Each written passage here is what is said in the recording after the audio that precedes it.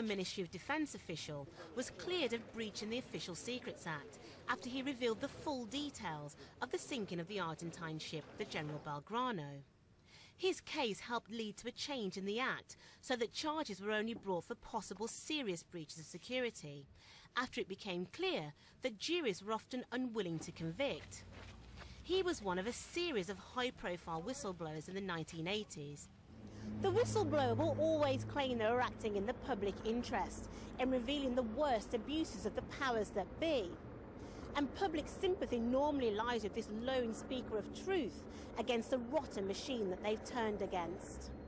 There were few tears shed for Sir James Crosby when he was forced to resign from the Financial Services Authority after his former colleague at HBOS, Paul Moore, claimed to MPs that he'd warned him years ago about reckless lending at the bank. There was outrage in the 1980s when Sarah Tisdall, a junior Foreign Office official, was jailed after she revealed details of plans to transport US cruise missiles to the UK. She was one of the unlucky ones. Charges against GCHQ translator Catherine Gunn, who disclosed details of US plans to bug UN delegates in the run-up to the Iraq War, were dropped. This is Christopher Galley. Most recently, there's been the case of this Home Office civil servant, who passed on information to the Conservative frontbencher Damien Green. They both escaped prosecution, but only after a lengthy police investigation. There are questions over the motives of some whistleblowers who may have taken the action they did purely for political reasons. But what's not in doubt is that by speaking out, they not only put their jobs on the line, but also their liberty. It's Anne Alexander reporting there, and we're joined by Derek Pasquill now, a former Foreign Office civil servant dismissed for leaking documents to a journalist. First of all, it'd be really helpful for you to remind us what exactly happened in your case. It was all a bit of an accident, really. I was at a loose end at the beginning of 2005, and there was a staff shortage in engaging with the Islamic World Unit, and I joined this group, and after a few months I became disturbed at the direction of government policy with regard to Islam and various aspects of their approach, and I decided to leak documents to a journalist. So very much it was a moral issue for you. You felt you couldn't do anything else?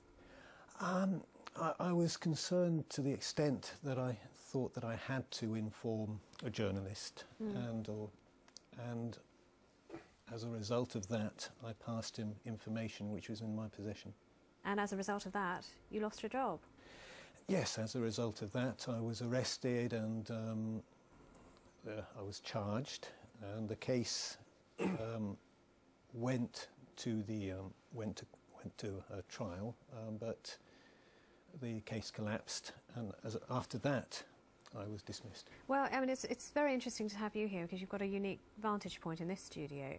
At the time when you picked up the phone to make that first contact with the journalist, did you think, I'm risking my job, I'm in fact possibly risking my liberty here? I think I had a good idea of the consequences of taking that step, and I think it was a decision I took at that time, knowing the seriousness of what I was doing. Does it make a difference, Michael White, if you are leaking to a journalist or you're leaking to a politician?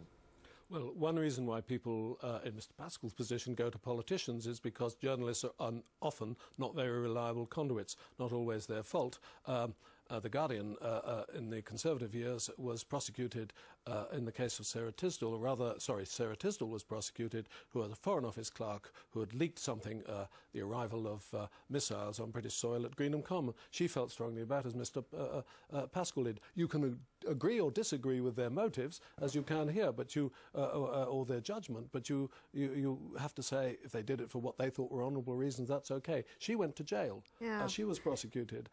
Other people have, you know, as it were, got away with it, not been traced, not been found. I mean, we ought to make it very clear, Derek, you did leak to a journalist rather than a politician. Did it ever cross your mind that actually you ought to be picking up and talking to somebody on the opposition bench?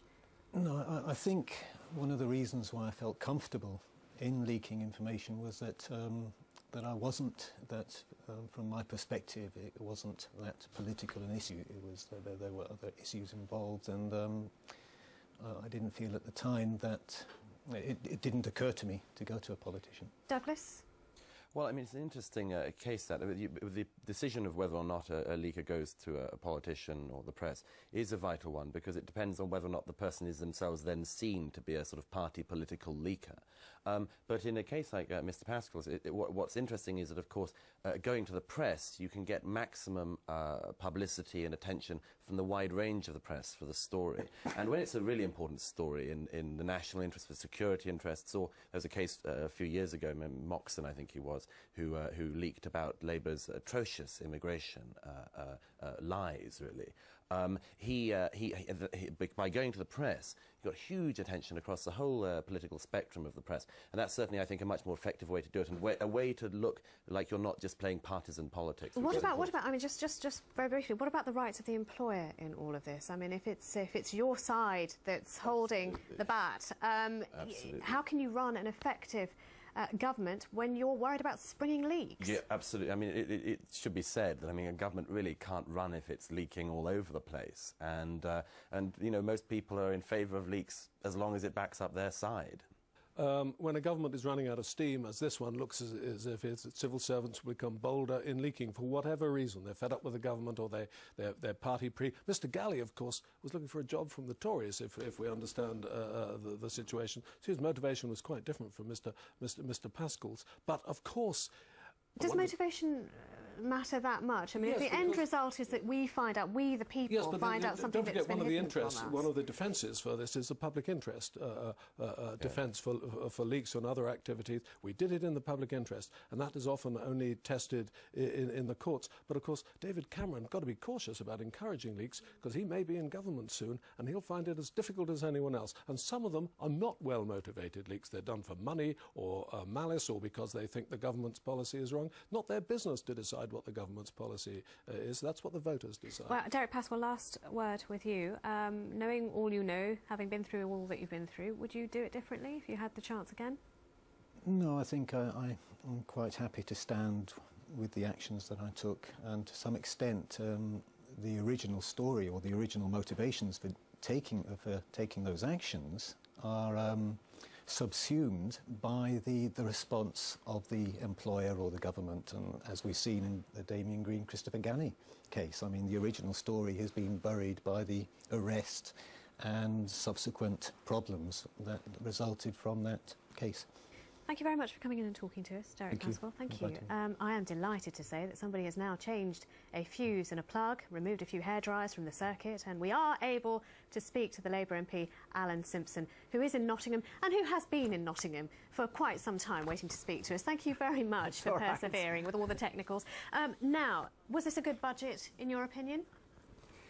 Well, it was a halfway decent step towards acknowledging the scale of the problems that we're in.